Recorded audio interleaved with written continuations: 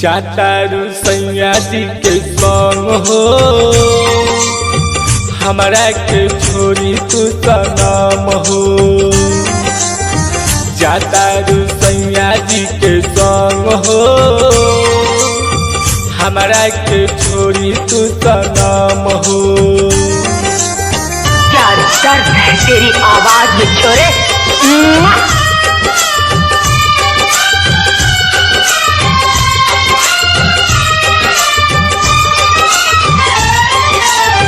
कैनी भरोसा तो पे ज्यादा हो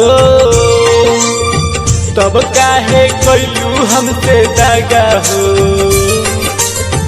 कैनी भरोसा तो पे ज्यादा हो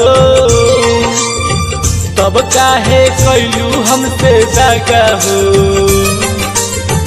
दिलवा पर देई के जखम हो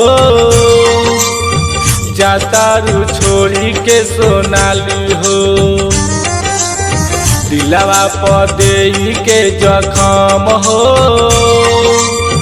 जातारू छोरी के सोनाली हो। जातारू सैया जी के संग हो हमरा के छोरी तू सनम हो। कहते हैं जब ये दिल टूटता है तो आवाज नहीं होती, लेकिन जब ये टूटता है तो कयामत आ जाती है, तूफान आ जाता है, ज़लज़ले आ जाते हैं। तेरी आवाज में वो दर्द है, तेरी आवाज में वो मोहब्बत है। भइल बा प्यार बदनाम हो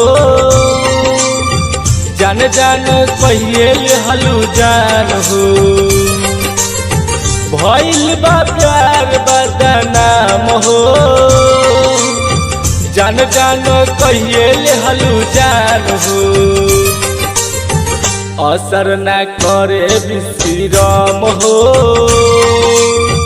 कैसे के मिट्टी बोला गम हो। असर ना करे विश्राम हो कैसे की मिट्टी बोला गम हो।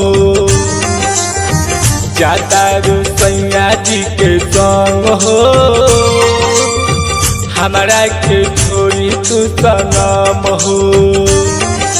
मगर सुन, तेरे दर्द तेरी मोहब्बत के साथ ये दुनिया वाले क्या इंसाफ करेंगे। हाँ, तू तड़पता रह जाएगा, गाता रह जाएगा, ये देखती रह जाएगी दुनिया।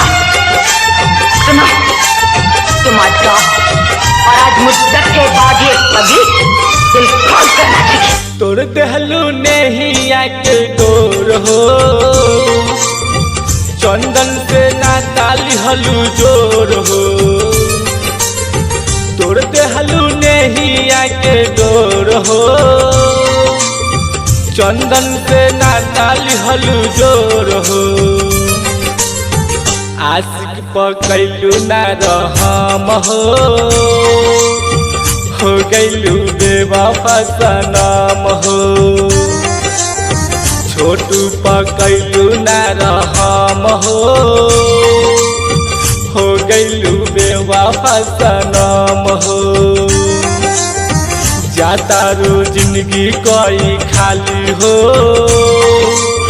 हमरा के छोरी तू सोनाली हो।